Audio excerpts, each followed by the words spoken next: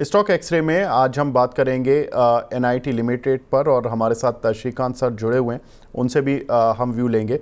लेकिन मैं कुछ एक पॉइंट्स बता देता हूं कि इस शेयर पर, क्योंकि दर्शकों की क्वेरीज काफ़ी आती हैं, वो बोल रहे थे कि इस पर थोड़ा सा डीप एनालिसिस करके बता दीजिए कि इस शेयर में चल क्या रहा है। 233.80 रुपये तक ये दिसंबर में गया था शेयर, और मार्च में ये शेयर लुढ़क कर 103 रुपये आ गया।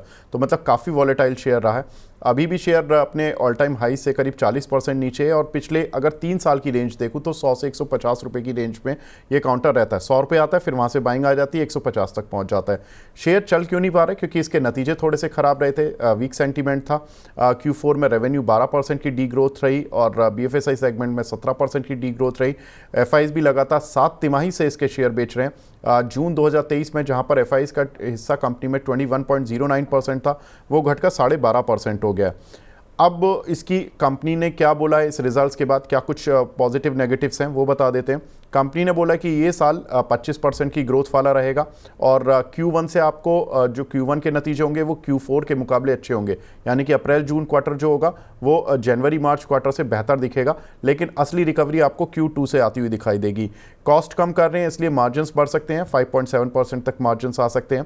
कंपनी ने हाल ही में एक IM Neo करके कंपनी को एक्वायर किया था, जिससे कि कंपनी AI सेगमेंट में थोड़ा सा अपने फुटप्रिंट बढ़ा रही है, और इसमें 70% स्टेक खरीदा था 61 करोड़ रुपीज़ में। इसमें जो ब्रोकर्स के एस्टीमेट्स हैं वो EPS के 4.5 रुपये से करीब 5.5 रुपये तक के एस्टीमेट्स हैं FY 26-27 को लेकर। दौलत कैपिटल की राय है कि इसमें कोई भी अपसाइड मिले तो रिड्यूस ही करना है, इसमें एक्सपोजर कम करना है। टारगेट उनका 150 है कि कोई भी अपसाइड 150 तक का मिले आप अपनी पोजीशंस काट लें।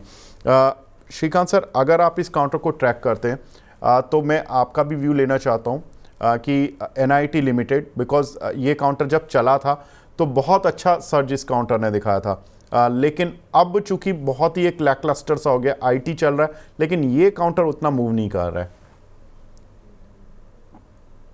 तो देखिए, जब मिड कैप और स्मॉल कैप में तेजी बनी थी तो तब हम लोगों ने काफी बड़ी इसमें तेजी देखी थी। 180-190 के करीब ये स्टॉक गया था।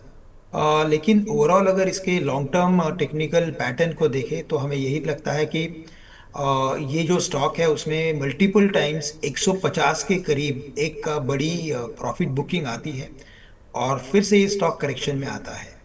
तो ग्रेजुअली वैसे देखा जाए तो इसके अगर नंबर्स देखें तो ओवरऑल मुझे लगता है कि ये कंपनी वैसे इंप्रूव हो रही है, लेकिन ग्रेजुअली हो रही है, उसे और वक्त लगेगा।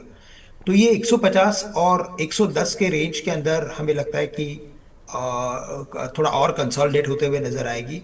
थोड़ा और वक्त इस पर्टिकुलर रेंज के अंदर निकल सकता है।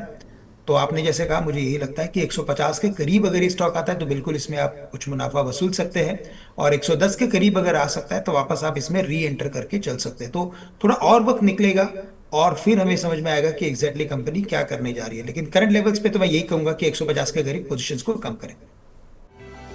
इस सिप से तो नींद टूटती है, लेकिन केवल जागना नहीं, आगे भी तो बढ़ना है। उसके लिए चाहिए एक और सिप। हर महीने छोटी छोटी रकम की इंस्टॉलमेंट यानी सिस्टमैटिक इन्वेस्टमेंट प्लान से शुरू कीजिए निवेश। लेकिन पैसे बढ़ाने वाली कौन सी सिप आपके लिए रहेगी अच्छी? म्यूचुअल फंड सिप से जुड़े हर सवाल का जवाब मेरी सिप मेरा सवाल। सोमवार से शुक्रवार 4 बजे मिलेंगे हम सिर्फ मनी 9 पर।